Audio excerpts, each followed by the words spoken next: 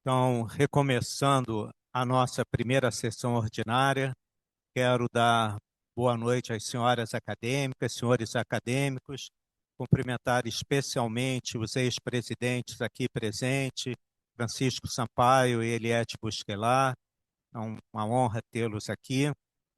Senhoras e senhores convidados, boa noite. Em primeiro lugar, quero colocar para aprovação, avaliação e possível aprovação as atas da 27ª à 32ª sessão ordinária dos dias 9, 16, 23 e 30 de outubro, 6 e 11 de novembro de 2025. Alguma avaliação, correção? Estão aprovadas as atas? Então, atas estão aprovadas. Quero cumprimentar também aqui na mesa o nosso secretário-geral, pela primeira vez aqui tomando posse da cadeira de secretário-geral. Prazer tê-lo aqui, Maurício. Comunicação dos acadêmicos está aberta para os acadêmicos que desejam fazer algum tipo de comunicação. Acadêmico Walterzinho. Ah, não.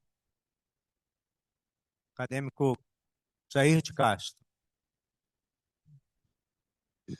Senhor presidente, senhor secretário-geral, parabéns pela brilhante posse na terça-feira. Foi uma noite muito marcante para a nossa academia.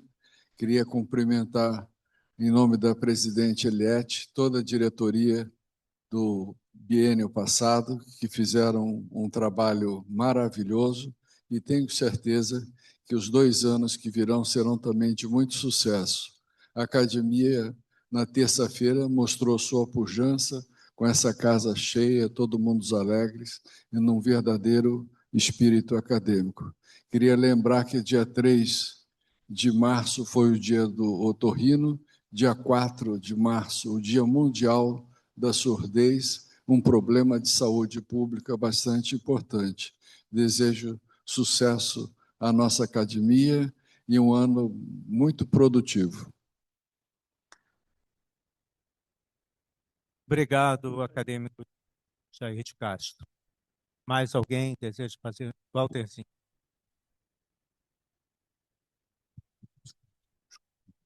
Excelentíssimo senhor presidente da Academia Nacional de Medicina, professor Egídio Nardi, senhor secretário-geral, acadêmicas e acadêmicos, convidados.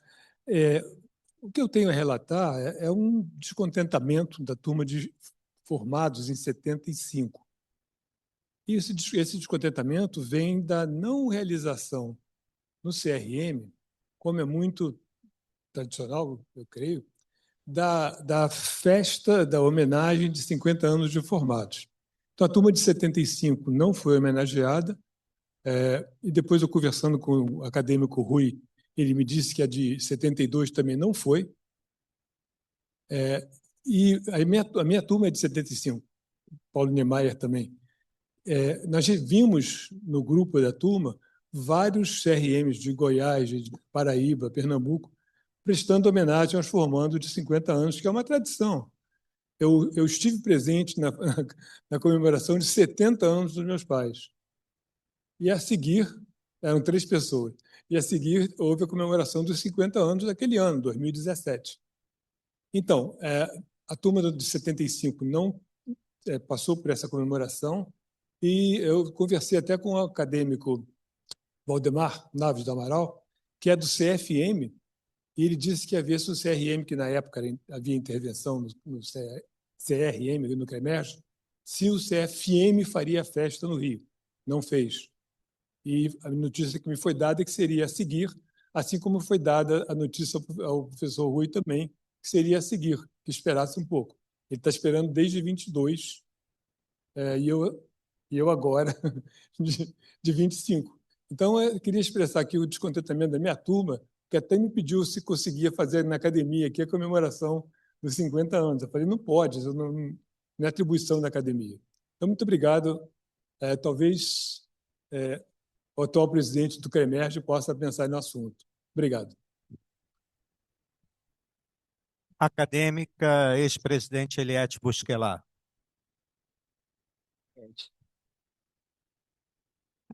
Boa noite a todos. O presidente Nardi permitiu que eu continuasse negociando com a Academia Nacional de Medicina dos Estados Unidos a respeito de uma reunião conjunta entre a nossa academia e a Academia Americana. Inicialmente, eles propuseram a data de 14 e 15 de abril. Eu vou tentar colocar a data para a semana seguinte, que é uma semana que tem 2 feriados, de 21 e 23, e eles pediram que nós dessemos uma ideia sobre o que queríamos. Se queríamos uma conversa entre um acadêmico com o correspondente nos Estados Unidos, ou se nós faríamos um simpósio. Discutindo com o presidente Nardi, achamos que seria melhor um simpósio, como fizemos na França. E eu gostaria de ouvir dos acadêmicos, no meu e-mail, se possível, tópicos que a gente podia propor à Academia Nacional de Medicina dos Estados Unidos, e a reunião seria em Washington, D.C. Muito obrigada. Obrigado, presidente.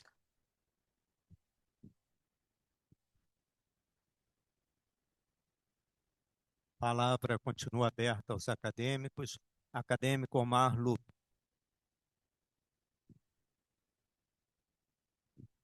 Senhor presidente, senhores acadêmicos, prezados convidados, eu queria destacar que semana que vem nós vamos ter uma agenda muito intensa ligada à Academia Nacional de Medicina.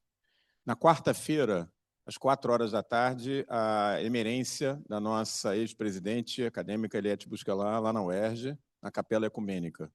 No dia seguinte, na quinta-feira, às 15h, dentro da comemoração do Dia Mundial do Rim, a sessão de saudade em homenagem ao meu pai.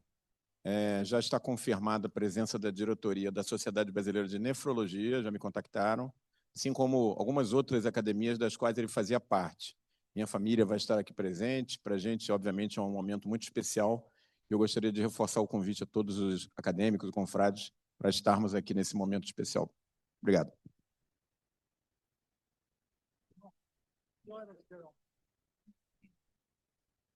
Mais algum acadêmico deseja fazer uso da palavra? Então, vou passar a palavra ao nosso secretário-geral. Bom, boa noite, excelentíssimo presidente Antônio Egídio Nardi, excelentíssimos acadêmicos, que os ex-presidentes, o presidente Eliette Busquelar, o presidente Francisco Sampaio, todos confreiras e confrades, senhoras e senhores. Eu também queria falar, presidente, da minha grande honra e desse privilégio de estar aqui como secretário-geral pela primeira vez. Eu acho que é notório a minha paixão por essa casa, meu desejo de contribuir pelo progresso dela. Então, eu acho que é uma grande oportunidade que me está sendo dada, e eu agradeço a Vossa Excelência pela confiança, ao apoio de todos os acadêmicos, e peço que as sugestões sempre no sentido de melhorar, para que nós tenhamos sempre estar fazendo o melhor possível pela academia. Então, qualquer sugestão, recomendação será extremamente bem-vinda.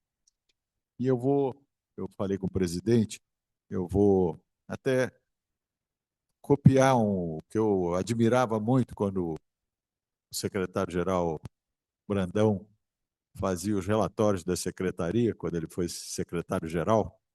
Então, eu pedi ao presidente autorização para, da mesma maneira, usar essa prerrogativa, e que, basicamente, esse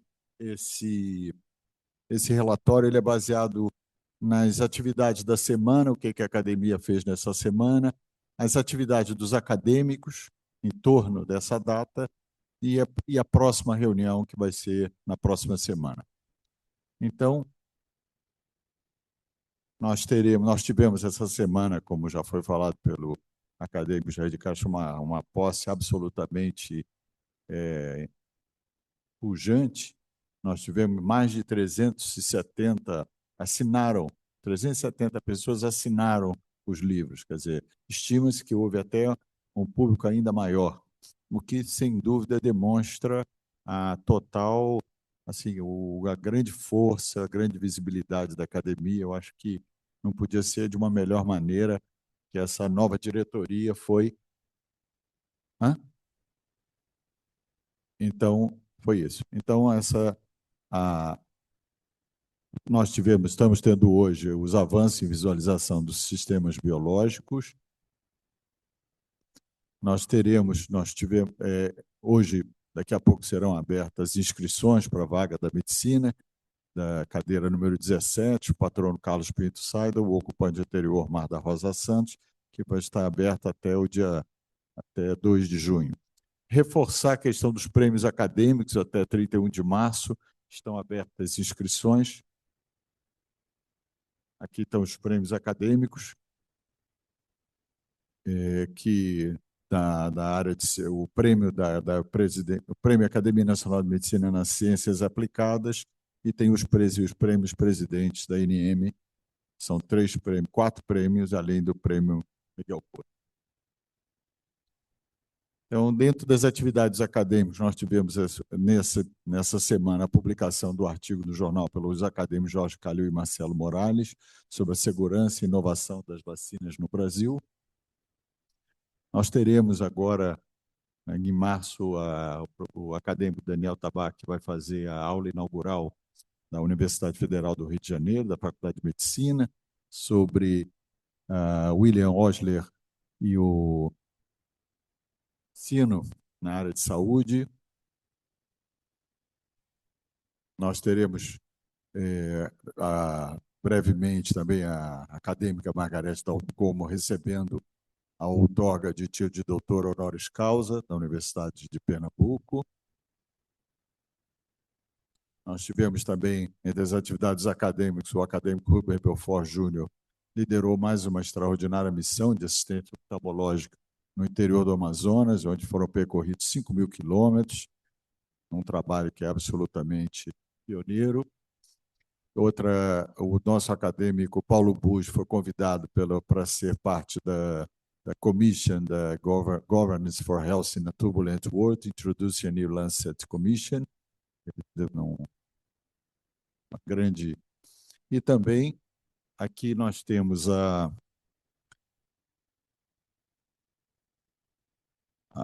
bom, nós teremos, como já foi anunciado, no dia 11 de março, às 16 horas, na Capela Ecumênica da UERJ, a emerência da presidente Eliette Busquelar. Naturalmente, estão todos convidados. Foi uma acadêmica, Heloísa Bonfá, publicou um artigo em cima dessa questão do Profimed. Saiu um artigo país, uma prova médica,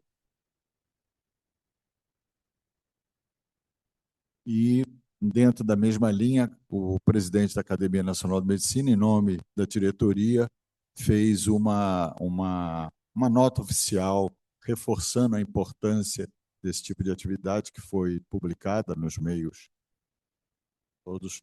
E também, para finalizar, o nosso confrade Omar Lupe irá receber o prêmio Startups Academy, e ele será o primeiro brasileiro a receber esse prêmio da American Academy of Dermatology. E finalizando, reforçando que na próxima semana nós teremos a sessão da saudade, em homenagem ao acadêmico Omar da Rosa Santos, a partir das 15 horas, e logo depois a sessão sobre o Dia Mundial do Rim. É isso, presidente, que é o relatório da secretaria.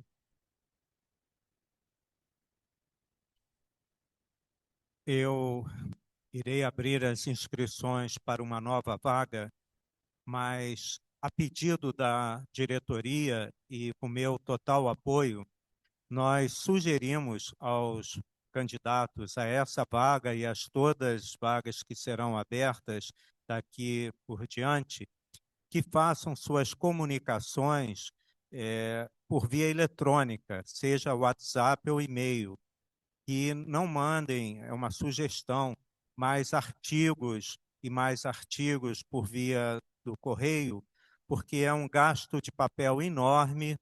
Muitas vezes os acadêmicos não leem os artigos, leem apenas a carta, quando leem a carta, e seja por um fator ecológico de preservar algumas árvores, seja pelo fator econômico e também porque o mundo mudou, hoje tudo é eletrônico, nós sugerimos fortemente, será visto com muito bons olhos pela direção, os candidatos que mandarem as correspondências por via eletrônica. Assim, declaro abertas as inscrições para a vaga da cadeira número 17, da secção de Medicina. Patrono Carlos Pinto Seidel, ocupante anterior, o querido acadêmico Omar da Rosa Santos, falecido em 7 de novembro de 2025. As inscrições estão abertas de hoje até o dia 2 de junho desse corrente ano.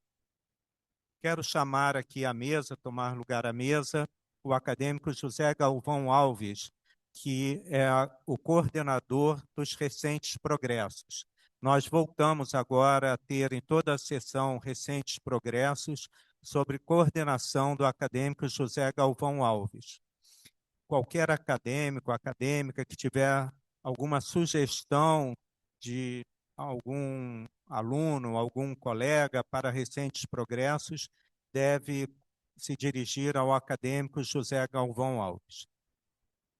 Claro, acadêmico, vice-presidente José Galvão Alves, a palavra é sua.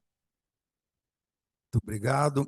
Boa noite a todos. Obrigado, excelentíssimo senhor presidente, acadêmico Antônio Egídio Nardi. Parabéns pela maravilhosa posse. Tenho certeza absoluta da grande gestão que o senhor fará. Não tenho a menor dúvida quanto a isso. Do lado direito do nosso presidente, nosso secretário-geral, Maurício Guimarães, meus parabéns também, que tem aí 2 anos muito salutares. Recentes progressos, numa conversa pessoal, obviamente, com o professor e acadêmico Nardi, nós resolvemos reativá-los. E, ao reativá-lo, eu fiz aqui um pequeno, rápido, de 1 minuto, levantamento de quando ele foi realizado. Ele foi, pela primeira vez, criado, e essas informações, com a ajuda do professor Gesta, em 2003, na primeira gestão do professor Pietro Novelino. Lembrando que o professor Pietro Novelino teve 3 gestões. A primeira gestão do professor Pietro Novelino não foi criada por ele como presidente, mas indicada e solicitada pelo acadêmico cirurgião Levão Bogossian. Então, essa foi a origem.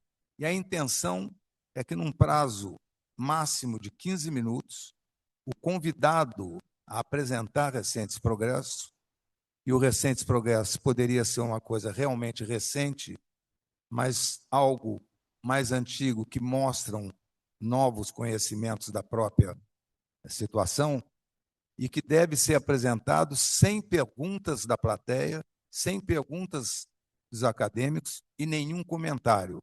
É apenas uma comunicação. E assim será. E nós optamos por convidar para a primeira sessão um novel acadêmico de altíssimo nível, de altíssima qualidade, de empenho científico e acadêmico. O nosso querido Eduardo Saad, que vai nos falar sobre tratamento da fibrilação atrial na insuficiência cardíaca, impacto na mortalidade dentro dos 15 minutos. Parabéns, meu amigo. Obrigado.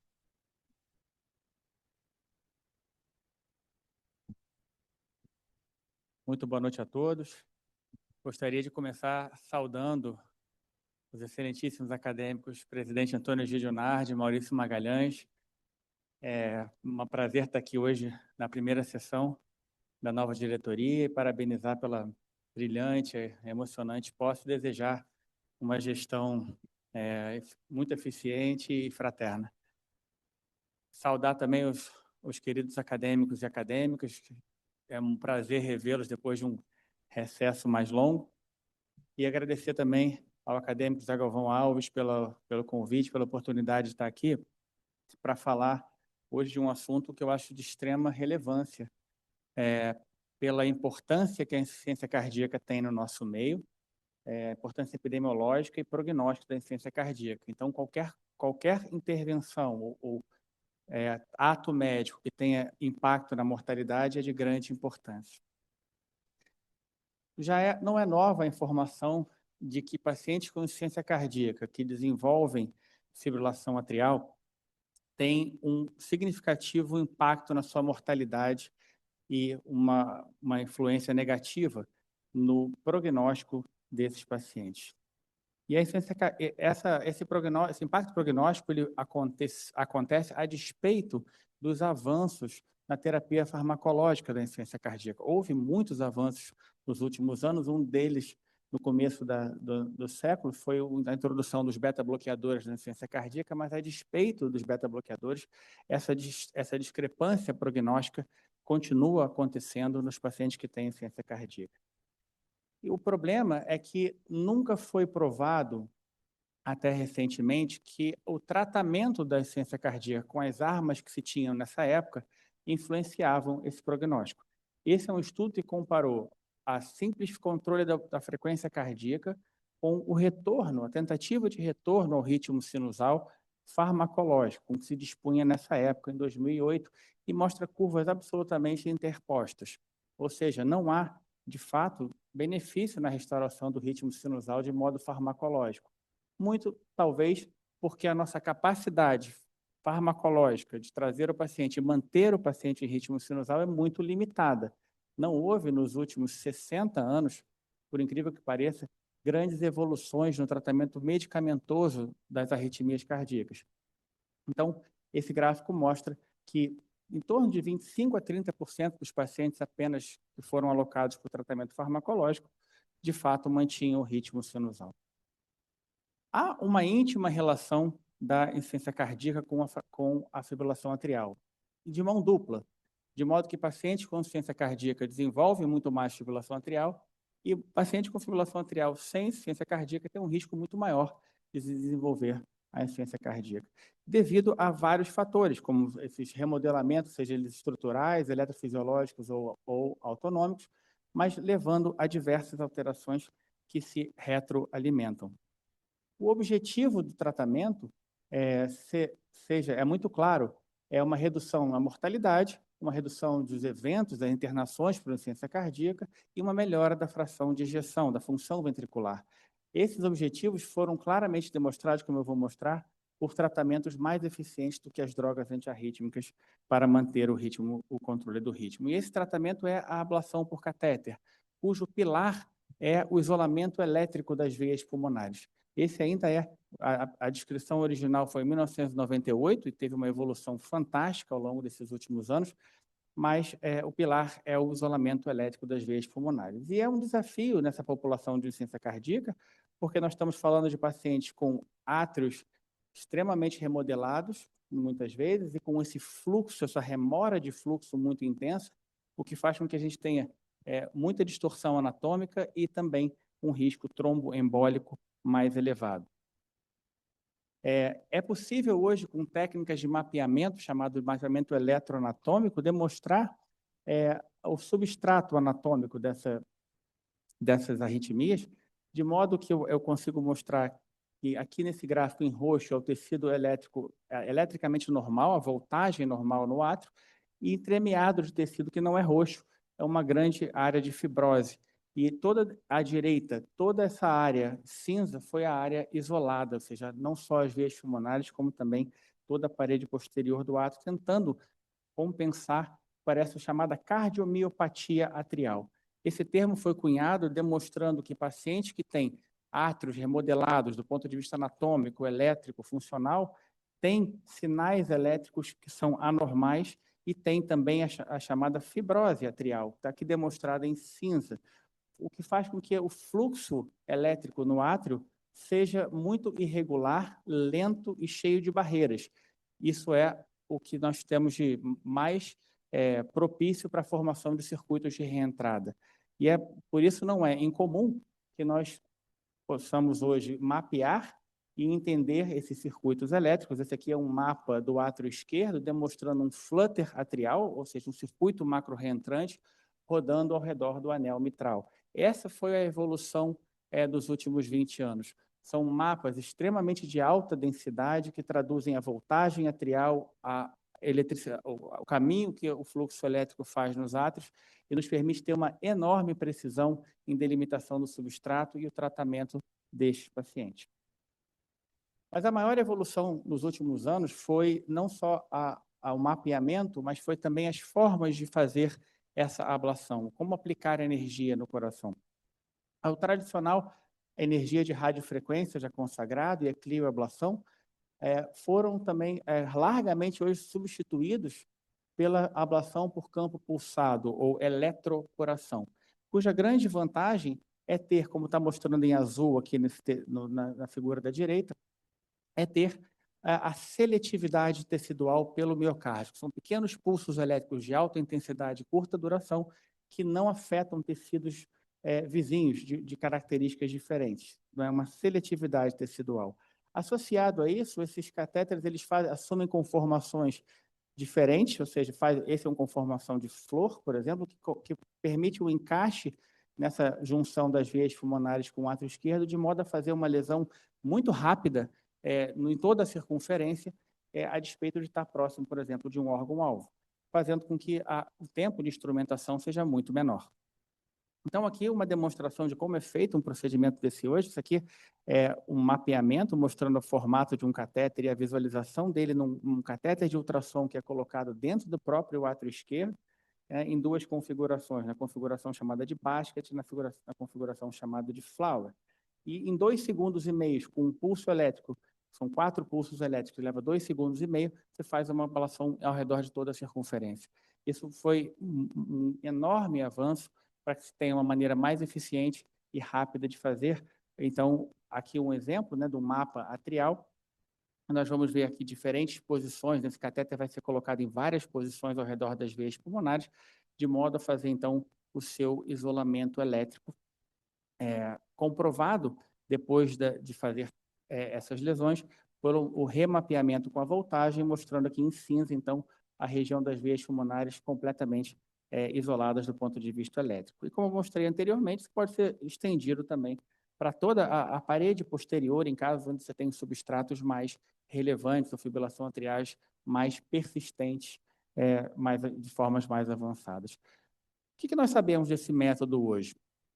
Nós sabemos que quando comparamos a ablação por catéter com a amiodarona, que é a melhor droga, ou talvez a única droga que nós temos disponíveis para tratar arritmias em pacientes com insuficiência cardíaca, que a ablação é muito mais eficiente do que os medicamentos antiarrítmicos. Isso, em trabalhos randomizados, demonstrou reduções expressivas aqui em vermelho nas curvas de sobrevida ou mortalidade total aqui à direita e de endpoints compostos, como aquilo que eu falei no início, mortalidade, internações por insuficiência cardíaca e eventos tromboembólicos, associado primariamente a redução da chamada carga de fibrilação atrial.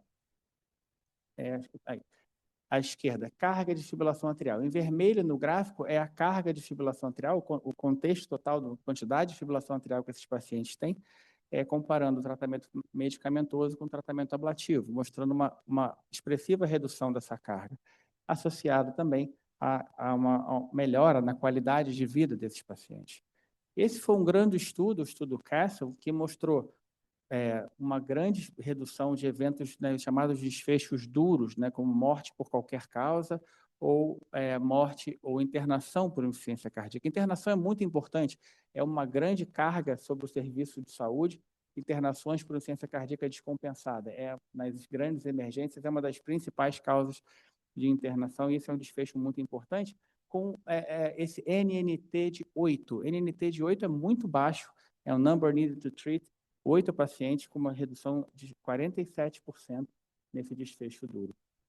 Esse é um trabalho ainda mais recente, publicado no New England em 2023, que mostrou NNTs também muito baixos, até em pacientes que estavam sendo encaminhados para transplante cardíaco. Então, isso é uma questão muito importante. E isso, como eu falei, está associado não obrigatoriamente à redução ou à eliminação completa da insuficiência cardíaca, mas pode, assim, a redução da sua carga total. De modo que a gente vê que muitos pacientes aqui no gráfico em vermelho vão para formas paroxísticas. Em vez de ele estar fibrilando o tempo todo, ele tem pequenos escapes de fibrilação atrial, mas essa redução da carga ela é muito expressiva e associada, como no gráfico da direita, em verde, à melhora da fração de ejeção e a capacidade funcional desses pacientes. Esse é um exemplo prático de um paciente que tem marcapasso. Aqui, essa parte inicial à esquerda mostra 24 horas de fibrilação atrial durante meses em seguida. É feita uma intervenção, onde está churado, escrito PP, e logo depois há uma redução enorme, né, nessa carga de fibrilação atrial, que é menos de 1%. As meta-análises confirmam, né, dos vários estudos publicados, confirmam que isso está associado à melhora do desempenho sistólico ventricular, na melhora da mortalidade total e mortalidade cardiovascular. De modo que até os mais conservadores, como esse no theheart.org, Medscape, é conhecido por ser muito conservador, mas esse médico, o Dr. John Mandrola, ele acabou de publicar esse editorial dizendo que o quinto pilar, né, a insuficiência cardíaca, o tratamento tem 4 pilares farmacológicos, e talvez o quinto pilar seja o tratamento da fibrilação atrial, e se cunhou esse termo, né, de SRT, Sinus Rhythm Therapy, ou seja, restaurar o ritmo sinusal como uma forma muito eficiente de terapia em pacientes com insuficiência cardíaca, e quando comparado às nossas melhores drogas para tratamento da insuficiência cardíaca, ali na coluna da direita, onde a gente vê os NNTs dessas várias drogas, e ali em vermelho o estudo Castle, mostrando que 8 NNT no estudo Castle é menor do que o NNT para quase todas as drogas que nós utilizamos atualmente. De modo que, nas nossas últimas recomendações, né, nas diretrizes, essa é de 2024, da Sociedade Europeia, eu tive o prazer de ser um dos co-chairs dessa diretriz, e a própria diretriz da Sociedade Europeia de Cardiologia, não só de eletrofisiologia, há uma recomendação formal aqui à direita para que pacientes com insuficiência cardíaca associada à fibrilação atrial como classe 1 sejam submetidos a um procedimento ablativo e que também seja oferecido como classe 2A a pacientes com insuficiência cardíaca primária que desenvolvem fibrilação atrial no curso da sua doença.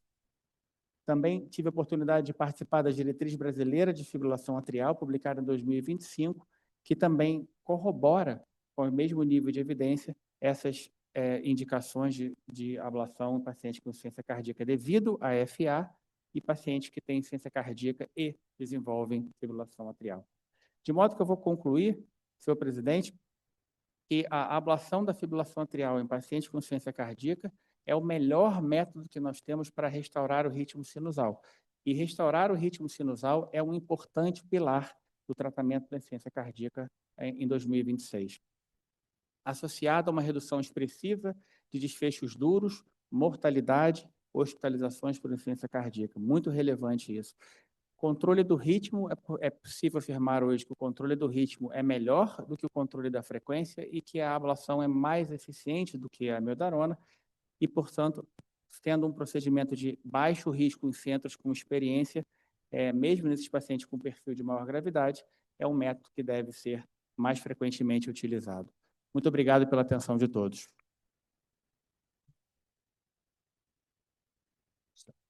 Sim. Recentes progressos, não há abertura para perguntas. Vamos dar continuidade ao simpósio da tarde e eu quero convidar o acadêmico Vanderlei de Souza à mesa e também o secretário da secção, o acadêmico Carlos Mandarim de Lacerda.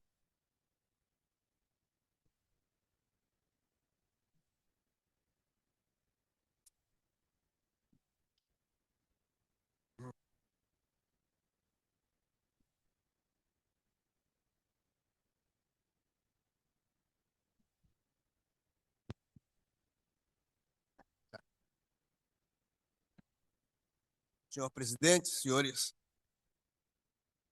e senhoras acadêmicos, em função do atraso que estamos, nós vamos iniciar rapidamente esta sessão e eu vou retirar a minha apresentação, porque é absolutamente incompatível com o tempo disponível e regimentalmente nós precisamos encerrar às 20 horas e é muito importante que tenha pelo menos uns 10 ou 15 minutos para perguntas e discussão. Portanto, vou começar imediatamente chamando nosso acadêmico Gerson Lima, que vai nos falar sobre ver o invisível, bioimagem da estrutura e dinâmica das proteínas na saúde e na doença. Solicito aos dois apresentadores que cumpram o tempo previsto na programação, senão nem tempo para pergunta.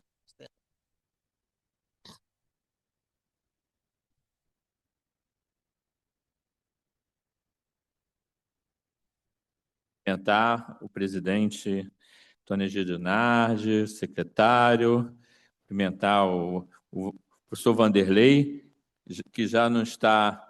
Infelizmente, ele vai deixar de fazer a sua apresentação. Estou quase retirando a minha, mas eu vou seguir aqui, enfim, porque eu iria mencionar várias vezes, olha, isso você vai aprender com o professor Vanderlei, que foi meu professor, apesar de parecer ser tão jovem, ter mais jovem do que eu, ele foi meu professor e me mostrou lá o microscópio. Bem, eu vou procurar também abreviar aqui a apresentação, e gostaria de começar com essa figura, né? Por que eu usei o título Ver o Invisível? Na verdade, começar com uma pessoa que foi invisibilizada. Na verdade, toda a biologia moderna se baseia na estrutura do DNA. E foi a Rosalind Franklin que viu essa figura, que é uma difração de raio-x do DNA, e que mostrava uma impressão digital de que é uma fita dupla, uma dupla fita hélice, e que brilhantemente, não retiro o mérito do físico Francis Crick, do biólogo James Watts. O James Watts, na época, tinha 23, 24 anos, que brilhantemente, baseado nos resultados dessa química, Rosalind Franklin, que, como todos podem ver, morreu muito jovem, chegaram a essa estrutura. Eu boto aqui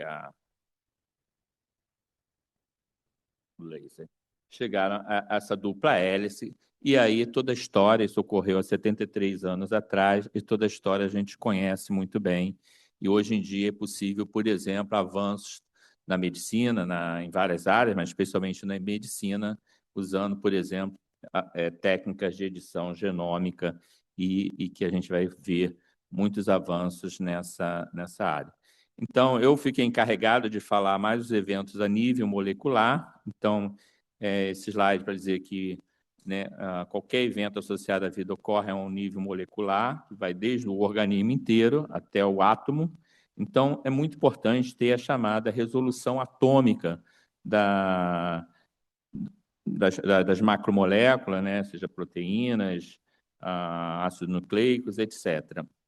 Até bem pouco tempo atrás, até uns 30 anos atrás, havia basicamente uma técnica, que era a cristalografia de raio-x.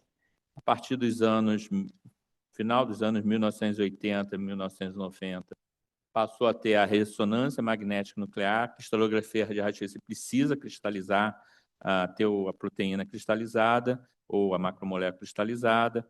No caso da ressonância magnética, você não precisa ter cristalizado, você precisa no estado líquido, mas tem a limitação, e geralmente você tem uma limitação para moléculas relativamente pequenas. Mas, mais recentemente, exatamente nos últimos 10 anos, a microscopia eletrônica chegou a um nível, né, usando técnicas criogênicas, em que você congela muito rápido. O Vanderlei certamente explicaria isso muito melhor do que eu. Com isso, não se forma gelo, então você tem a estrutura totalmente preservada e você usa um feixe de elétrons, assim como já os colegas na sessão anterior falaram de uso de feixes de fóton, você pode usar e imagiar estruturas, tanto usando a chamada técnica de análise de únicas partículas, né? Você usando métodos estatísticos. Um exemplo, só para dar um exemplo bem importante nessa área, foi a estrutura da proteína da espícula do vírus SARS-CoV-2. Lembrá-los a todos que o vírus surgiu no final de 2019. Em fevereiro de 2020, essa estrutura de uma proteína extremamente complexa já estava feita, né? Então, eu vou começar comentando muito rápido a ressonância.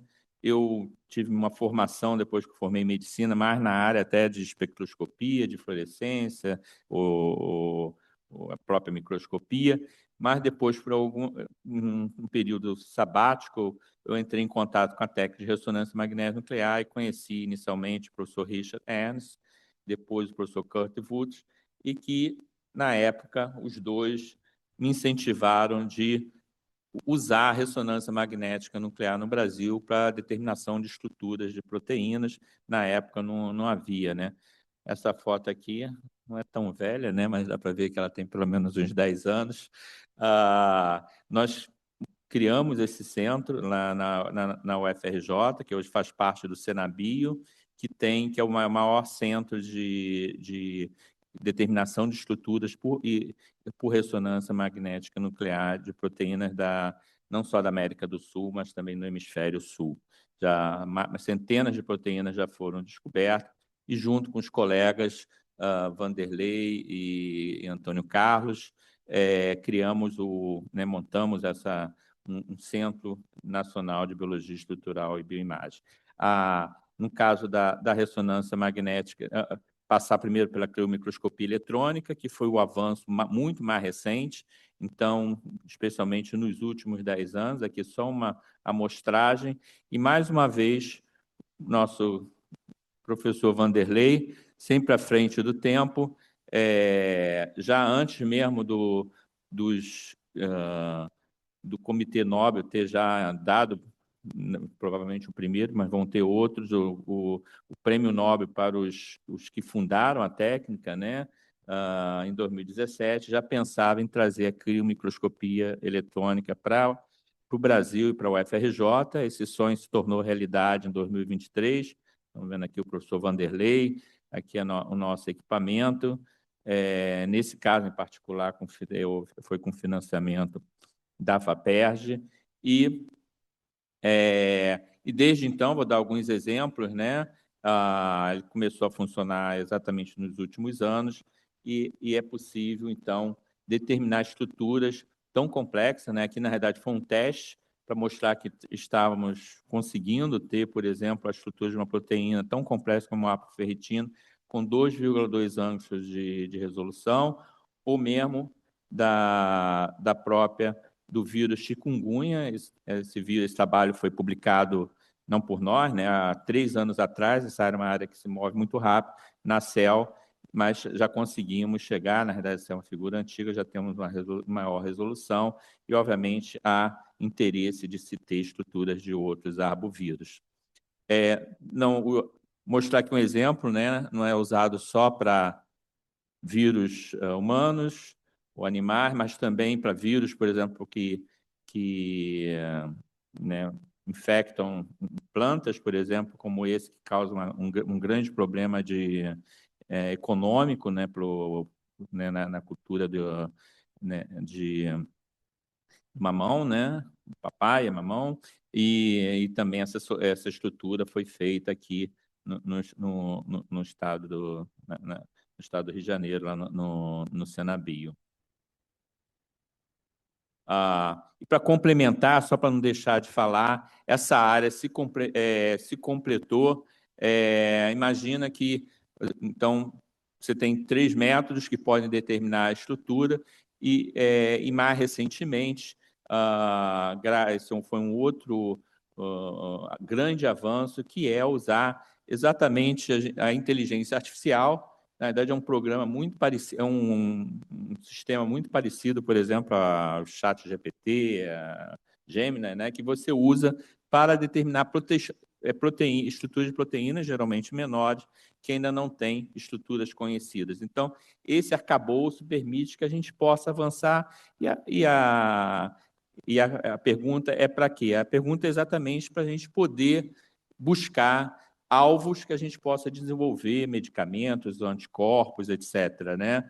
Eu vou falar um pouco ao longo dos próximos 15 minutos, um pouco sobre aplicações em doenças neurodegenerativas, mas também câncer, especialmente porque as proteínas, eu costumo brincar quando dou aula para os meus alunos, que quando eu fiz medicina e falava para meus colegas na faculdade que eu estudava proteínas, eles perguntavam, mas você vai tratar a proteína?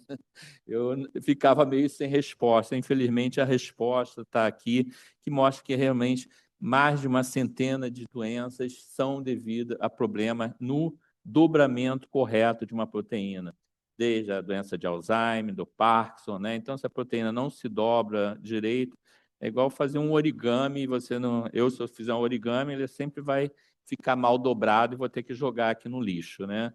E a gente precisa, né? É um desafio tentar buscar drogas que possam reverter ou pelo menos inibir essa agregação, seja em doenças neurodegenerativas, seja no câncer. Até bem pouco tempo, quando se fazia uma imagem, por exemplo, de neurônios e tudo, você tinha muito pouca resolução. Hoje em dia, você consegue usar exatamente a criomicroscopia eletrônica para ter uma resolução atômica.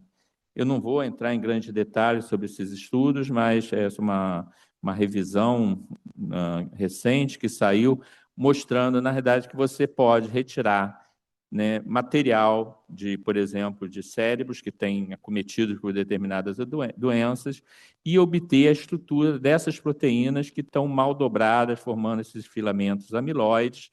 E qual a surpresa? É que elas, dependendo da doença, a mesma proteína adota estruturas diferentes, ela tem formas diferentes. A tal, que pode ter formas diferentes ou no Alzheimer, ou em outras doenças envolvendo a tal, a alfa-sinucleína e muitas envolvidas no Parkinson, etc. Para que a gente quer saber tudo isso, né? A gente precisa ter a forma dessas doenças, é uma proteína que pode causar, aqui um exemplo, com a proteína tal, envolvida na Alzheimer, ela tem um tipo de forma, na doença de Pick, uma outra forma, e na encefalopatia traumática crônica, uma outra forma. E você quer buscar exatamente maneiras de reverter. A gente teve um avanço, ainda considerado pequeno, por exemplo, para tratamento do Alzheimer, com anticorpos monoclonais que atacam essas fibras de amiloide beta. Para complicar um pouco a situação, não complicar, né? A gente entende, mas por que a evolução levou essas proteínas eventualmente a chegar a ter essas estruturas mal dobradas? E isso ocorre porque as proteínas precisam formar esses chamados condensados biomoleculares e eu vou entrar um pouquinho na área de câncer que a gente tem estudado nos últimos anos, usando uma série de métodos, não vou entrar em detalhe, mas incluindo a ressonância magnética nuclear, exatamente porque ela permite, acho que alguém fez uma pergunta, acho que foi o professor Mandarinha anteriormente, que ela permite ver não só a estrutura, como a dinâmica, saber como essa proteína está se moldando, e isso é muito importante, por exemplo, quando você quer avaliar determinadas drogas, ou no nosso caso, quando a gente quer entender, né, aqui uma comparação com a fábula uma fábula indiana, né, quando os indianos cegos, que ao examinar um elefante, o que pega pela cauda acha que é uma cobra, o que pega pela orelha acha que é um ser maior, mais volumoso, e a gente precisa exatamente ter essa fotografia dos estados invisíveis. Vou agora falar um pouco dessa proteína que nós já estudamos há mais de 25 anos, que é a proteína de supressão tumoral P53, que ela é responsável por um evento de estresse, ela controla o ciclo celular, leva à parada do ciclo, ou mesmo a morte celular controlada, mas ela, por outro lado, ela tem essa capacidade, quando mutada, e uma mutação somática, infelizmente isso ocorre em 50% dos cânceres, ela deixa de funcionar e, por misteriosamente, não só ela deixa de funcionar, como ela afeta a outra proteína que não está mutada, né? Então, ela viraria uma espécie que eu chamo aqui de um cavalo de Troia dentro da célula, transformando, né, a proteína que antes tinha um efeito, seria supressora, e passa a ser oncogênica, né? Isso também, aqui eu não vou entrar em grandes detalhes, mas isso também só foi possível, no nosso caso, a gente fez esses estudos há mais de cerca de 23 anos atrás, 25, em que, de novo, foi uma aluna de doutorado que visualizou a formação de agregados amiloides com a proteína P53 muito semelhante ao que ocorre nas doenças neurodegenerativas. Não só isso, né? Quando alguém perguntou, mas isso aqui com a proteína isolada em laboratório, e em tumores, né? Por exemplo, nesse tumor de triplo negativo de câncer de mama, usando um anticorpo que interage especificamente com agregados amiloides, a gente vê que nessas células que têm a mutação, se vê, usando microscopia, né? Geralmente nem precisa microscopia confocal, que no caso foi usada confocal, ela está agregada, enquanto que em células que não tem mutação, ela não está agregada. A gente mostrou exatamente in vitro que ela tinha esse efeito chamado um efeito do tipo PRIO, né? Ela, quando jogada uma pequena semente com a proteína que geralmente leva muito tempo para agregar, ela agrega muito rápido. Isso deu uma certa corrida nossa e de outros pesquisadores, buscando usar exatamente essa capacidade, essa formação desses agregados. Aqui é um estudo, por exemplo, em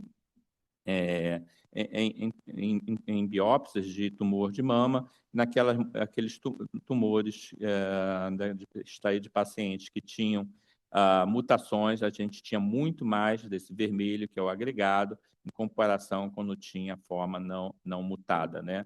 Isso a gente caminhou muito rápido e fazendo algumas perguntas. A gente também aproveitou de ter toda a infraestrutura de microscopia de super resolução, aqui usando técnicas mais estatísticas, né, de visualização de molécula. A gente pôde ver, por exemplo, que, de fato, em células vivas, não em células tratadas com corante, né, feita a histoquímica, no caso dos mutantes, ele tinha esse tamanho de oligômero, exatamente medindo o tamanho dentro da própria célula, né? E aqui é só, acho que tanto o professor Manuel quanto a pesquisadora anterior falou desses também pesquisadores que desenvolveram ao longo dos últimos 20 anos, 25 anos, as técnicas de microscopia de superresolução. E, mais uma vez, nosso confrade Vanderlei, lá atrás, antes de sair o Prêmio Nobel, já tinha pedido, acho que nesse caso foi da FINEP, né, Vanderlei, e adquiriu o equipamento. E nós, né, graças à existência desse equipamento, fazemos perguntas, né, tanto do ponto de vista de entender como é que a proteína P53 mutada agrega e, eventualmente, tem esse efeito do tipo PRIO, né, que pode transmitir esse fenótipo de uma célula para outra, mas também, eventualmente, buscar usar a agregação da P53 para inibir e buscar usar como alvo terapêutico. Nesse trabalho aqui, por exemplo, usando células marcadas com a P53 fundida a um probe fluorescente, né, uma proteína fluorescente, a gente podia ver, acho que isso é mostrado no próprio, que formava esses agregados. E que o que nós fazíamos, acho que endereçando a questão também que o confrade falou, a gente pode ver a dinâmica, né? Se a gente faz dá um pulso de laser muito forte, a gente apaga a fluorescência, mas rapidamente a fluorescência retorna porque tem uma dinâmica, a não ser que você esteja agregado, esteja no estado sólido e não ocorre esse retorno, né? E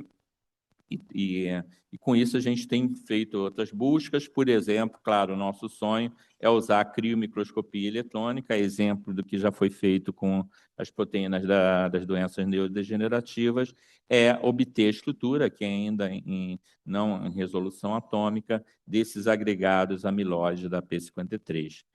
E eu vou pular um pouco essa parte, que também a gente, curiosamente, essa proteína tem tem parálogas, proteínas muito semelhantes, que não têm essa mesma capacidade de agregar, e isso, obviamente, levanta uma série de curiosidade. Temos usado exatamente a ressonância magnética nuclear para poder ver, né, essa dinâmica, né, e, curiosamente, passando aqui para a conclusão, o que os dados, tanto da ressonância magnética nuclear, mas também de dinâmica molecular, mostra que, apesar de terem estruturas muito semelhantes, elas têm, na verdade, uma distribuição heterogênea, ou seja, na biologia, as diferenças estão sempre no detalhe. É interessante exatamente que uma das questões que se levanta é que o mutante do P53 ele não só deixa de funcionar, como ele causa um chamado ganho de função. E o que se propõe é que ele interaja com outros fatores de transcrição. Aqui a gente estudou a interação com esses parálogos, né? E viu que, apesar da proteína paráloga não agregar tanto a P53 quanto a TD3, ela, quando na presença da forma P53 mutante, ela sofre agregação, isso a gente viu in vitro e também dentro da célula, né? E, por último, claro, o nosso sonho é tentar bloquear essa agregação. A gente sabe que, né, os tumores, as pessoas, nossos confrades que trabalham com câncer, sabem que mutação de P53 significa pior prognóstico, e temos buscado uma série de moléculas, uma delas, que é uma molécula que tinha sido descrita antes, que é a prima 1, mas não sabia qual era o seu efeito antitumoral, e o que nós vimos foi que inibe a agregação, tanto in vitro como na célula, e quando a gente faz uma imunoprecipitação com o anticorpo que liga na forma agregada, ela inibe o aparecimento do agregado.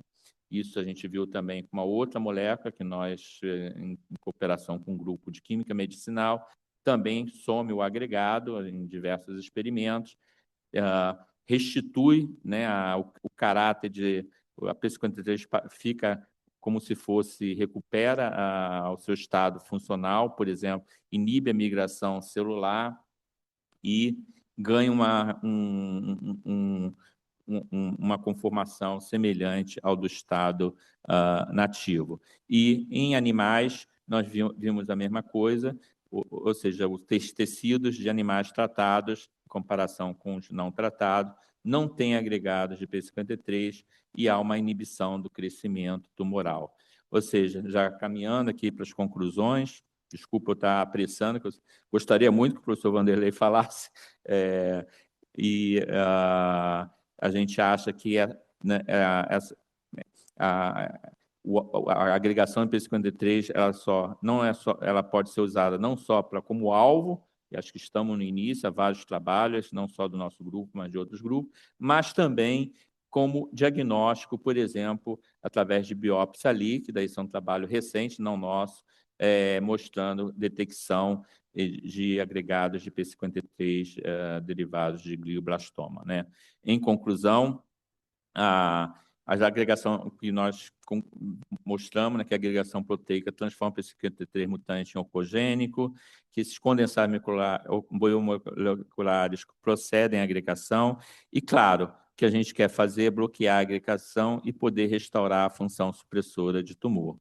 Em conclusão, a gente acha que visualizar a estrutura, seja no caso de câncer, seja no caso de doença degenerativa, visualizar a estrutura molecular da doença é o primeiro passo para revertê-la.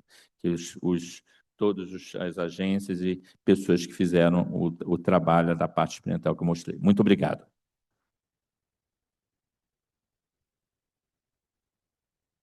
Obrigado, Gerson.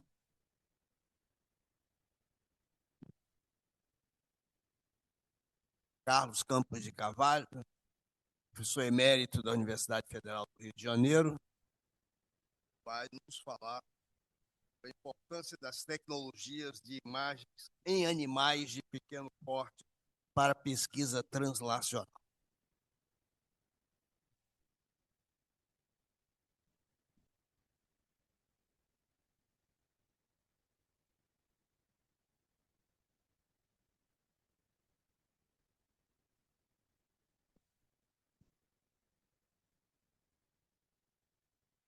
Bom, eu queria inicialmente parabenizar o presidente Antônio Junardi, secretário-geral e toda a chapa que foi eleita, né, para o próximo biênio e parabenizá-los. E agradecer ao professor Vanderlei de Souza e ao professor Carlos Alberto Mandarim de Lacerda pelo convite para poder falar para vocês de um sonho que a gente tinha já há muito tempo, de uma frustração, que era, para nós, na área de pesquisa básica, o que a gente conseguia correr os experimentos, mas a única maneira que a gente tinha, depois de obter alguma informação a respeito de estrutura e fazer estudos mais aprofundados, né, moleculares, etc., era sacrificando o animal. Enquanto que nossos colegas da clínica e da cirurgia tinham à disposição todo um armamentário, né, de equipamentos que lhes permitia não só visualizar as estruturas e função de vários órgãos. Então, a partir dessa frustração e desse sonho, surgiu a ideia, que foi apoiada à época pelo acadêmico Gerson Lima, que se encontrava na diretoria científica da FAPERJ e depois na presidência, de permitir que a gente construísse um segundo prédio no Centro Nacional de Bioimagens, que é a chamada Unidade de Imageamento de Pequenos Animais. E queria destacar também o apoio contínuo da acadêmica Fernanda Tovar Moll, que permitiu que a gente implantasse, dentre os equipamentos, né, nesse centro, a unidade de a ressonância nuclear, magnética, o MRI, né, como vocês conhecem melhor. Então, Jesus não está passando.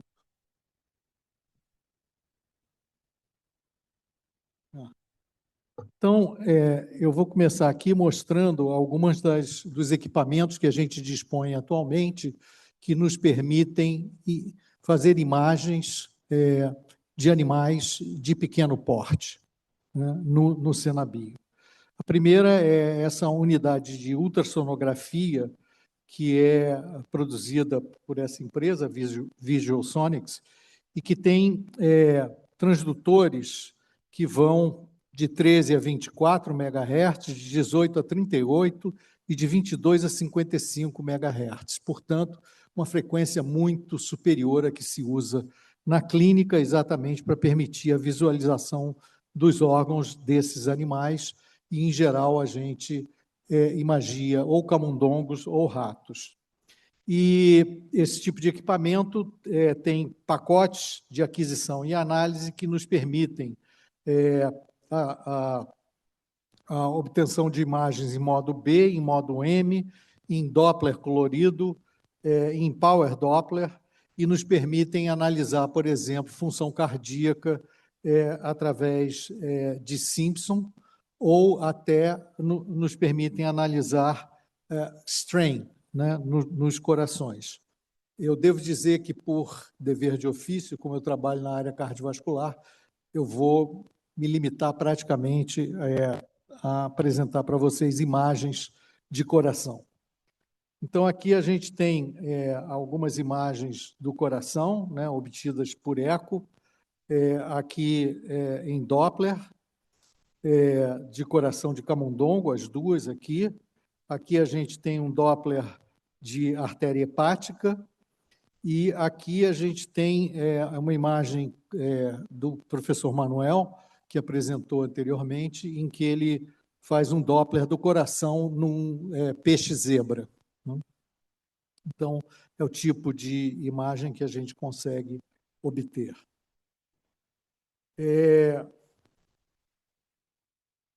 Deus do céu, para. A outra possibilidade que a gente tem de utilização desse equipamento de ultrassonografia é fazer injeções guiadas por ultrassonografia diretamente no coração.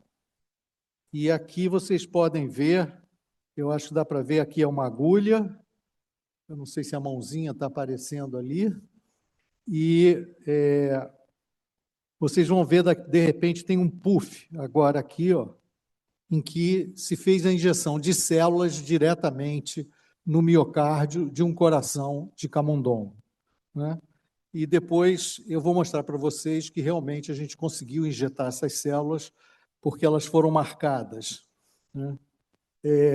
Bom, os outros equipamentos que a gente tem no Sinabio são a ressonância, como já mencionada, né? Um PET-SPECT-CT e um equipamento que aí nos permite fazer algo que ainda não é possível na prática médica, que é marcar as células com proteínas fluorescentes e fazer um imageamento através de bioluminescência ou biofluorescência. E, obviamente, essas técnicas podem ser combinadas, né? E elas têm vantagens e desvantagens. As vantagens estão em azul, as desvantagens em vermelho, de cada uma das técnicas, e imagens representativas aqui. Como eu já disse, todas essas imagens de MRI não seriam possíveis sem que Fernanda tivesse pilotado, né, esse equipamento. As imagens de PET, as vantagens do PET, resolução e sensibilidade, as desvantagens, né, os traçadores radioativos com meia-vida muito curta e alto custo. E, no caso do imageamento por fluorescência ou bioluminescência, é uma baixa resolução e uma baixa penetração, embora tenha alta sensibilidade, seja um método bastante seguro e de baixo custo.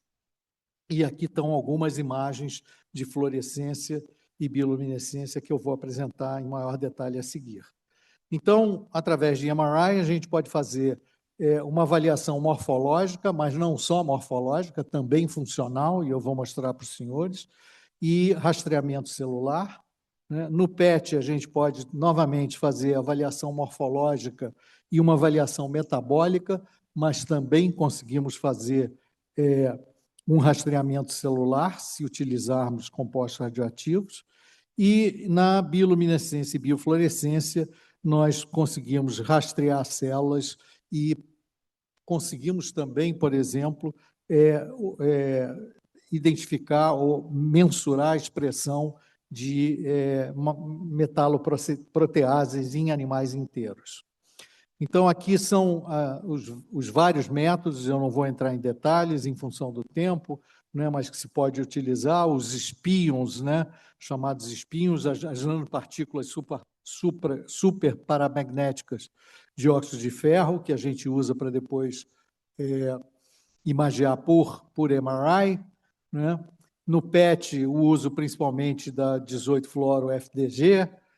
No caso do IVES, a gente usa proteínas fluorescentes ou luminescentes, né? Em SPECT, utilizando marcadores também radioativos e algumas vantagens que a gente pode escolher, não é, qual é o tipo de marcador, já que a gente dispõe no Sinabio dos diversos equipamentos para imageamento. Então, aqui para vocês verem um exemplo de rastreamento por bioluminescência. O que a gente faz é que a gente transduz células com a enzima luciferase 2, e essas células que estão transduzidas com luciferase 2, quando a gente injeta o substrato, que é a luciferina, né, a gente consegue, então, visualizar tanto nas células, como vocês estão vendo aqui, é uma relação linear entre o número de células marcadas e a radiância, né, dessas células, mas a gente consegue também enxergar isso nos camundongos. Então, aqui é um exemplo de onde a gente fez, novamente, uma injeção guiada por eco diretamente no coração desses camundongos, e essas células que foram injetadas, elas tinham sido transduzidas com a enzima luciferase 2. Quando nós injetamos luciferina no animal, nós conseguimos detectar, então, essas células na região do coração. Aqui um outro exemplo, né, de bioluminescência, novamente uma injeção no músculo cardíaco, e que vocês podem ver, foram células mononucleares de medula óssea, que foram, nesse caso, injetadas, e que vocês podem ver que, pelo 7º dia, o sinal já está bastante atenuado, significando que essas células ou morreram ou foram eliminadas do organismo do camundongo. Aqui, exemplo de um micropet, não é, num modelo de infecção por T-cruzi, a gente injeta FDG na cauda desse animal, 1 hora antes da obtenção das imagens, e aí a gente segue esse animal por 1 mês, isso acontece 1 mês após a infecção com T-cruzi, e a gente então injeta a cauda dos animais, e a gente depois repete isso 15 a 30 dias depois da terapia com as células, nesse caso, células-tronco mesenquimais.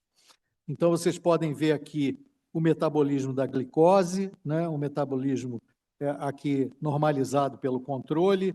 1 mês após a infecção, vocês podem ver que aumenta muito o metabolismo de glicose, né, no coração, e que esse metabolismo ele diminui com 15 a 30 dias depois da infecção, mas ele se mantém mais alto quando a gente trata com as células mesenquimais, né?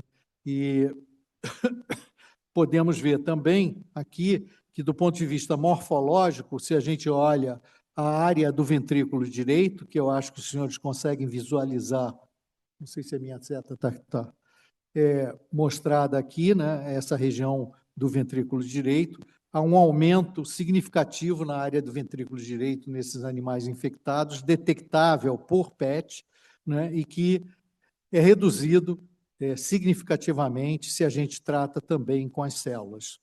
E, na realidade, esses dados todos que serviram para a gente depois evoluir para um ensaio clínico de células de medula óssea em pacientes chagásicos. Aqui, então, a avaliação funcional. Também, novamente, tivemos um auxílio importante. Eu me esqueci o nome do... Fernando, ajuda?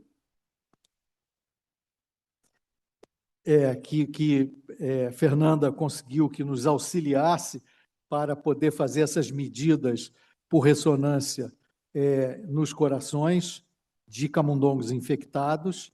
E aqui vocês podem ver um camundongo não infectado, a imagem, e, novamente, vocês vão ver uma enorme aumento de volume do átrio direito no camundongo infectado, com 5 meses pós-infecção. E aqui a gente tem não só as imagens estruturais, como imagens funcionais também, de volume sistólico, volume diastólico e das frações de ejeção.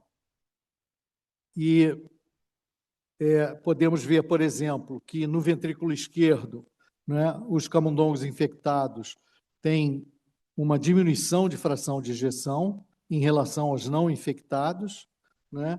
E uma redução no volume sistólico final e no volume diastólico final em relação aos animais não infectados.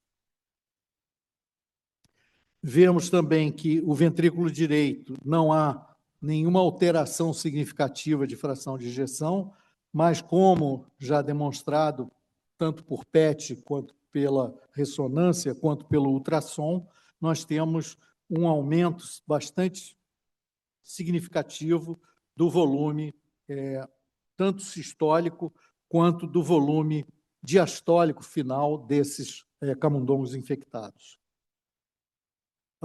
Nós, nesses animais, também injetamos células troncoembrionárias, que foram de camundongos, que foram diferenciadas em cardiomiócitos, e aqui vocês podem ver esses cardiomiócitos contraindo, né? E conseguimos, não só por bioluminescência, mas também utilizando essa nanopartícula chamada FeraTrack, fazer, que é uma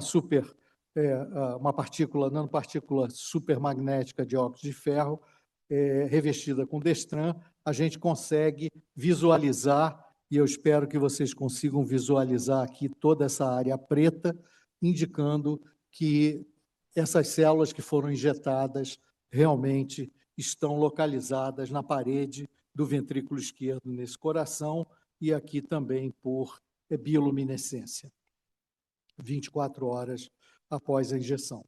E, finalmente, nesses animais, então, a gente procurou olhar se a injeção dessas células, desses cardiomiócitos derivados de células troncoembrionárias, poderiam reverter a disfunção, né, sistólica, diastólica, e tanto do ventrículo esquerdo quanto do ventrículo direito. E, como vocês estão vendo aqui, em vermelho a gente tem os animais infectados, em azul os não infectados, e em verde os infectados tratados com célula.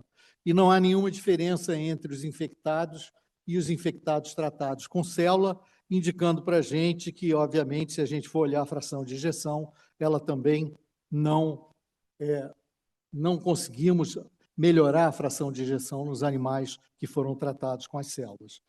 E o último slide, para demonstrar talvez a razão pela qual a gente não conseguiu ver nenhum efeito benéfico na injeção dessas células, é que quando a gente segue por bioluminescência essas células injetadas aqui em 7 animais, a gente vê que as células, né, a gente consegue ver uma expansão, né, do sinal até 6 dias, mas após 8 dias, basicamente, as células desaparecem.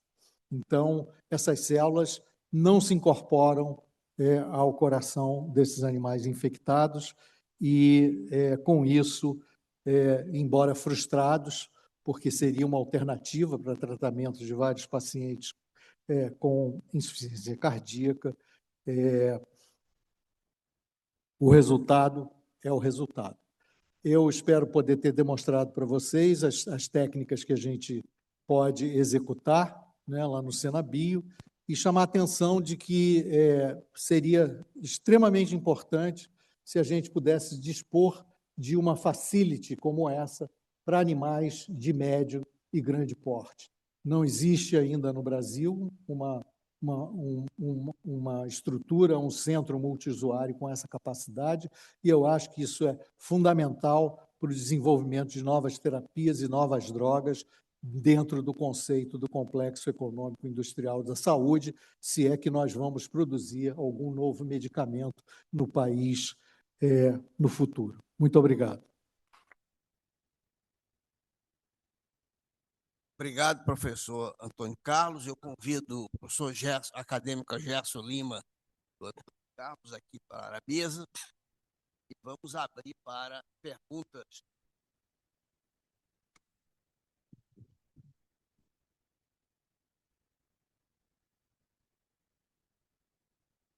Não.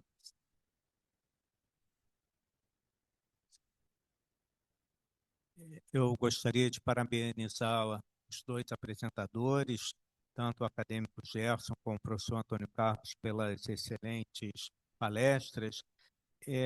Ao acadêmico Gerson, eu gostaria de perguntar se essas proteínas poderão se tornar marcadores biológicos para os transtornos mentais, se há uma chance no futuro, que o sonho de todo psiquiatra é ter um marcador biológico, né?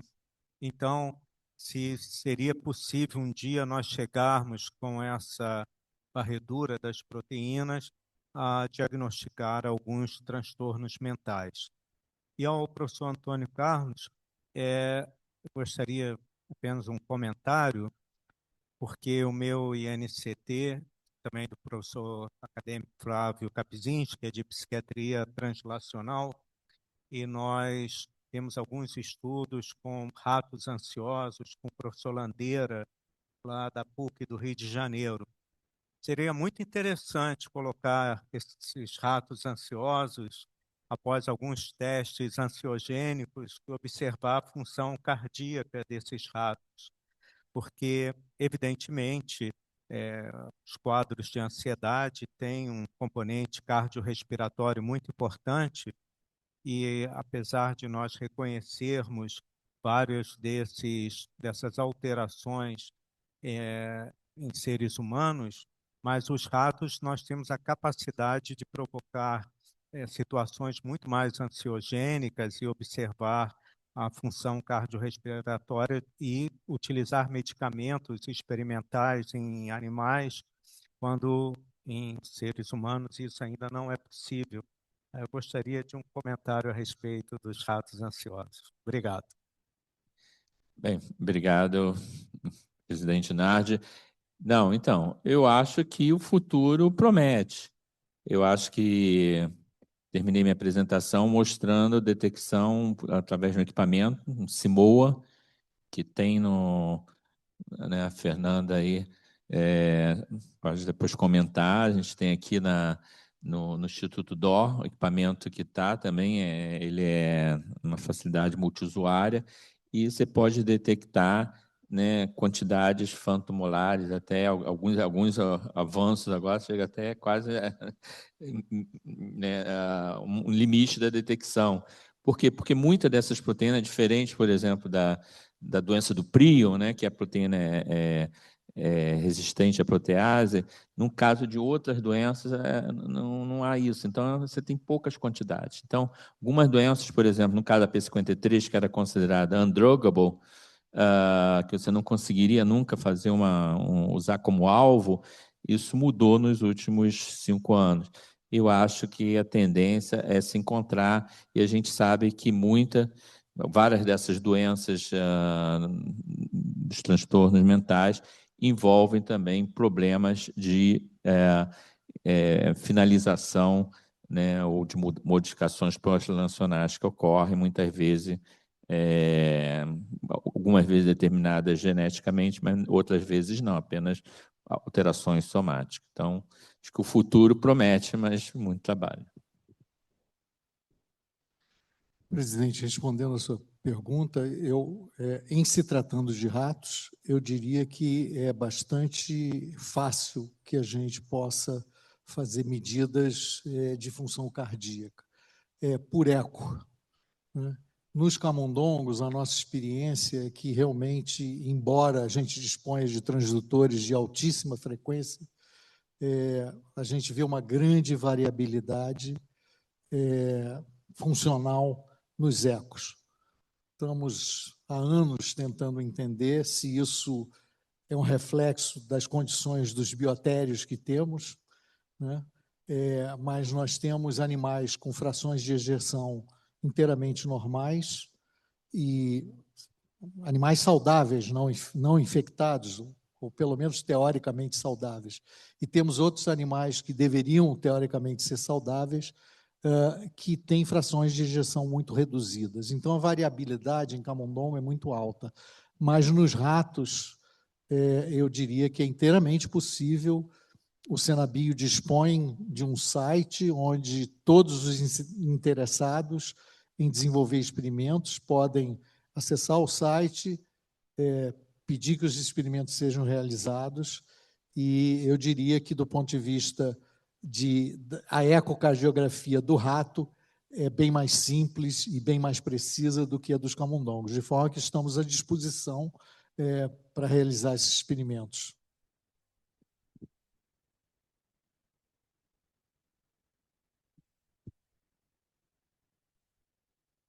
Oi, boa noite a todos. Eu queria saudar ao nosso novo presidente e também a mesa. Na verdade, não é uma pergunta, mas é deixar aqui um depoimento, dizer que eu agradeço demais as referências que foram feitas, mas dizer que esses 10 anos à frente do Senabi, eu fui, na verdade, beneficiada por ter a oportunidade de ver crescer uma unidade multiusuária que teve pesquisadores de não só do estado do Rio de Janeiro, do Brasil, da América Latina e de fora, e dizer que não só foi uma oportunidade enorme de fazer grandes amigos, mas de saber que é possível sonhar com grande ciência aqui no Brasil, com todas as dificuldades que a gente tem. Então, não podia deixar de agradecer aos três, aos acadêmicos Vanderlei de Souza, Gerson Lima e ao grande mentor também, Antônio Carlos Campos de Carvalho. Obrigada.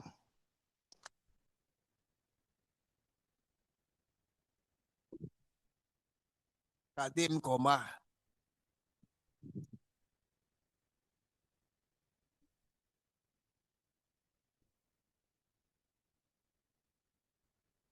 Boa noite, presidente, senhores acadêmicos. Eu queria fazer um comentário, uma pergunta, direcionada aos dois apresentadores, porque ela é uma pergunta que envolve as duas aulas, eu acredito.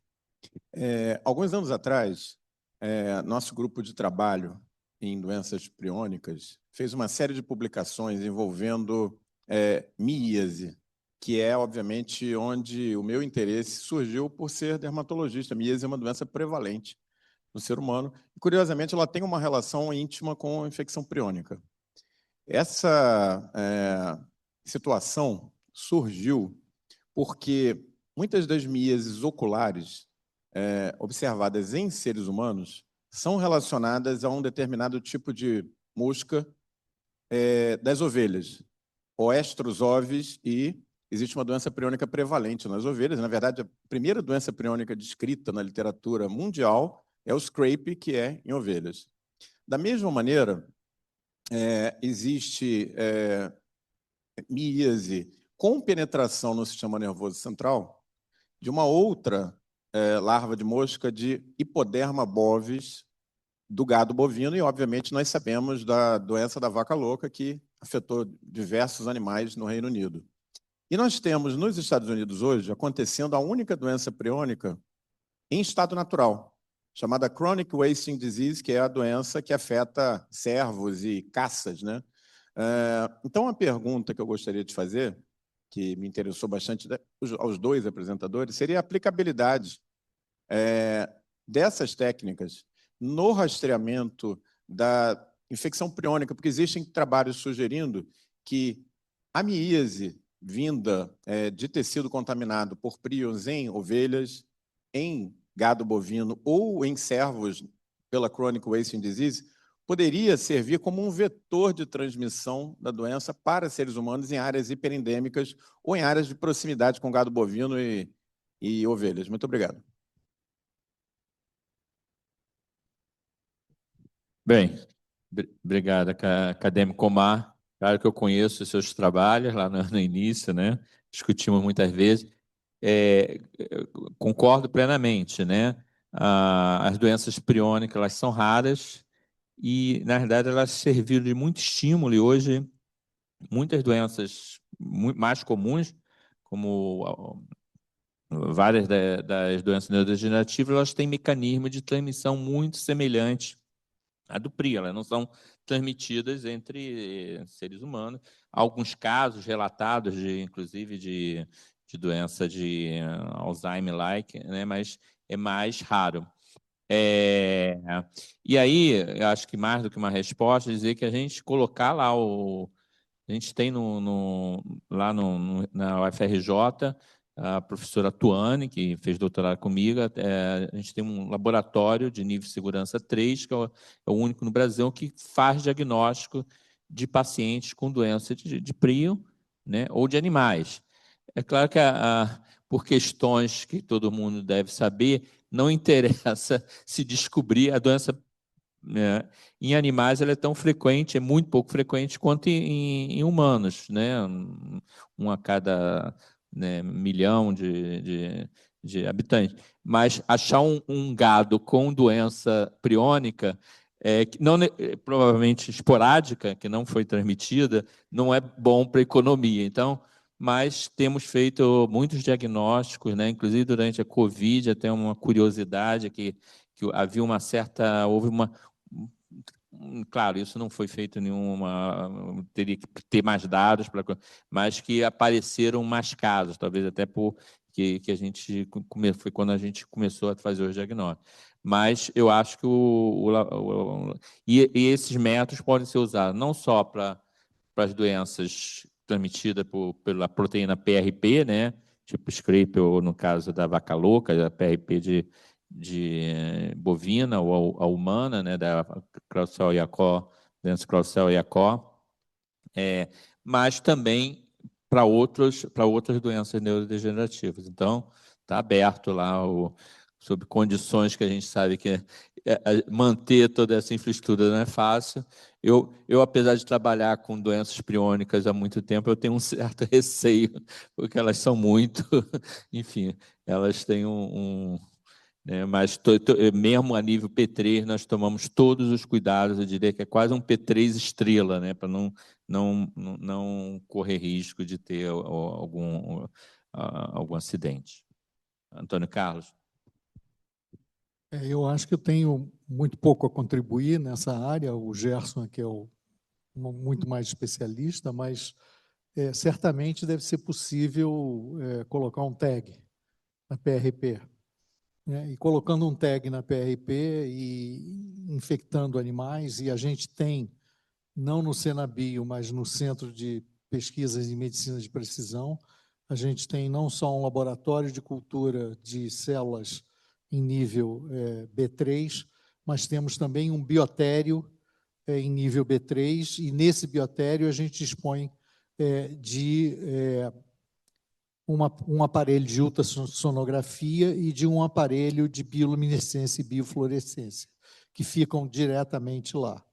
Então, não é uma área de pesquisa minha, mas eu imagino que, se criar um modelo experimental em que se possa fazer um tag, né, na proteína PRP, a gente teria condições de manter esses animais e de até fazer graus de imageamento, principalmente utilizando bioluminescência e biofluorescência nesse biotério NB3 que a gente tem lá no Centro de Pesquisas em Medicina de Precisão.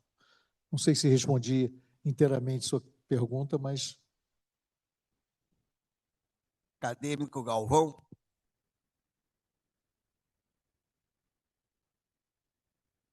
Primeiro, eu gostaria de parabenizar o nosso Vanderlei, querido Vanderlei, pela história dentro do desenvolvimento dos grandes métodos, das grandes conquistas, mesmo nos pequenos animais, mas que nos serve absurdamente na clínica. E é da clínica que eu vou falar e do uso disso na clínica. Antônio Carlos fez uma apresentação que eu fiquei aqui entusiasmado.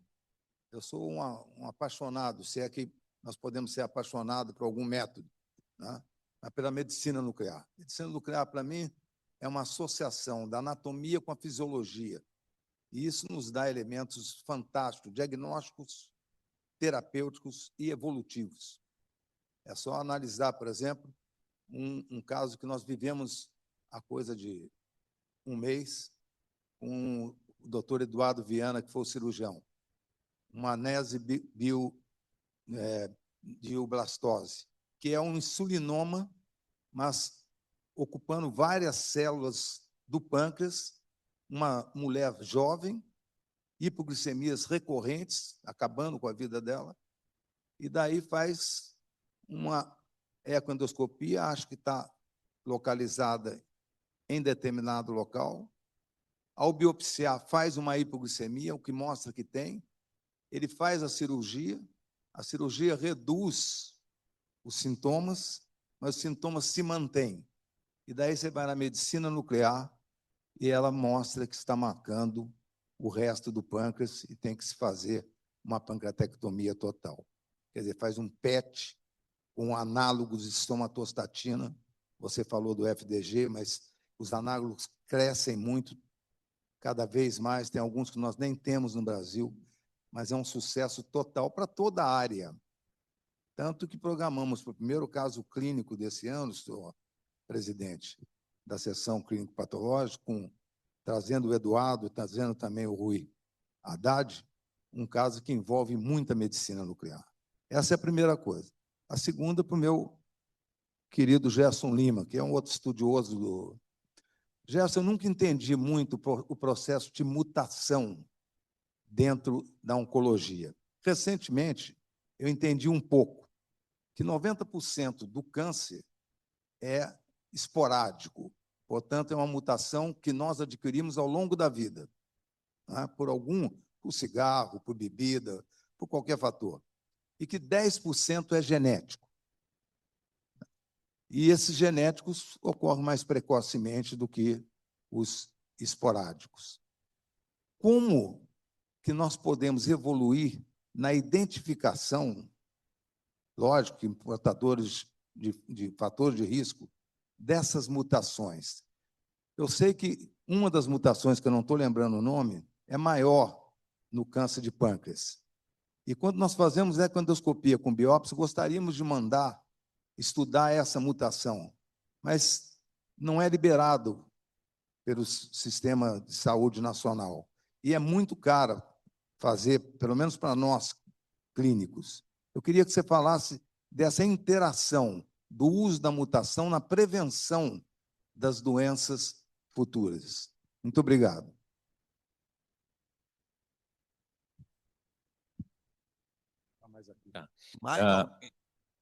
Não vou responder bem. Não, perfeito, Galvão, vou procurar ser bem... Então, eu não abordei aqui, mas entre outras coisas que se pode fazer na linha da medicina de precisão, é que você tem um paciente que o câncer é uma doença complexa, são muitas doenças, né? É claro que eu puxo um pouco a sardinha para a P53, porque ela a mutação está presente em mais de 50% dos tumores. Mas mesmo a mesma mutação, ela às vezes, num tipo de câncer, que são as chamadas hotspot, ela dá um fenótipo, em outro ela dá um fenótipo totalmente diferente. Então, é um pouquinho mais complexo. Então, qual é a maneira de estudar isso? Isso cada vez usando a medicina de precisão e usando as técnicas de cultivo de seta tridimensional, os chamados tumoroides. Você pega o tumoroide, então você já testa as abordagens usando aqueles tumoroides. Então, acho que a medicina vai avançar muito nesse sentido, e também dizer aqui que, se tem um lugar onde isso acontece, é lá no IDOR, que eu estou aproveitando um pouquinho da capacidade que tem o IDOR no uso de estruturas de cultivo de células 3D, incluindo os tumoroides. Sem querer competir com o IDOR, né, mas eu gostaria de ressaltar que no Centro de Pesquisas em Medicina de Precisão, nós temos capacidade de fazer sequenciamento genético, né, e temos não só essa capacidade em larga escala, né, por um preço que está em torno de $1.000 atualmente, né, ainda é bastante caro e a gente está tentando reduzir. Mas temos agora também, está sendo instalado hoje um espectrômetro de massa que tem capacidade de fazer proteômica em nível clínico. Então, a gente consegue fazer o proteoma um proteoma humano inteiro em algumas horas. E, na realidade, nós estamos ansiando por demandas da área médica para que a gente possa expandir essa questão da medicina de precisão e oferecer esses métodos multiômicos, né, para as instituições, principalmente as instituições públicas de saúde no país. Acho que o acadêmico Cláudio tinha pedido a palavra. Ok, então estamos... 2 minutos para... Eu transfiro a palavra ao nosso presidente. Tivemos um simpósio maravilhoso, aprendemos muito sobre a situação atual da visualização microscópica, proteínas, foi algo muito importante. Tivemos a gentileza do acadêmico Vanderlei de abrir mão de sua apresentação, essa delicadeza em ficar preocupado com o nosso horário. Muito obrigado, acadêmico Vanderlei, tanto por organizar essa magnífica sessão, como por abrir mão de sua apresentação para que nós possamos terminar no horário. Agradeço aos apresentadores da tarde, aos 2 apresentadores magníficos da noite. Muito obrigado. Obrigado, senhoras acadêmicas, senhores acadêmicos. Uma boa noite a todos. Está encerrada a sessão.